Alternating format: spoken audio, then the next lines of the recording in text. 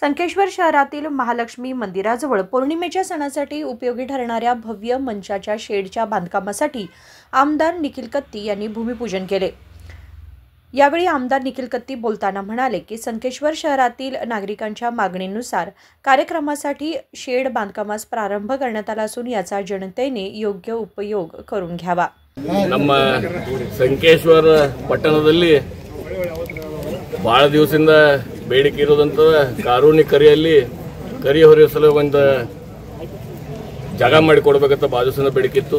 ಆ ನಿಟ್ಟಿನಲ್ಲಿ ಊರಿನ ಎಲ್ಲ ಹಿರಿಯರು ನಾವೆಲ್ಲರೂ ಚರ್ಚೆ ಮಾಡಿ ಇಲ್ಲಿ ಒಂದು ವ್ಯವಸ್ಥಿತವಾದ ಲಕ್ಷ್ಮೀಗುಡಿ ಹತ್ರ ಒಂದು ವ್ಯವಸ್ಥಿತವಾದ ಜಾಗ ಆಯ್ಕೆ ಮಾಡಿ ಇಲ್ಲಿ 40x20 ಶೆಡ್ ನಿರ್ಮಾಣಕ್ಕೆ ಇವತ್ತು ಚಾಲನೆ ಕೊಡ್ತಾ ಇದ್ದೀವಿ।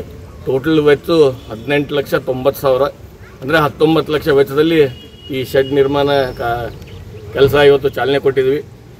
ಈ ಮುಂದಿನ ಕಾನೂನಿಗೆ ಅಲ್ಲ ಅಥವಾ ಮುಂದಿನ ಕಾನೂನಿಗೆ ಈ ಶೆಡ್ ನಿರ್ಮಾಣವಾಗಿ ಈ ನಮ್ಮ संकेश्वर पडणे ಎಲ್ಲ ಜನತೆ उपयोग ತಗೊಳ್ಳಿ ಅಂತ ಹೇಳಿ ನಾನು ಹೇಳಬಹುದು। आमदार निधीतून 19 लाख रुपयांच्या खर्चाने 40x20 फूट आकाराचे भव्य शेड बांधण्याच्या कामाला मान्यवरांच्या हस्ते शुभारंभ करण्यात आला।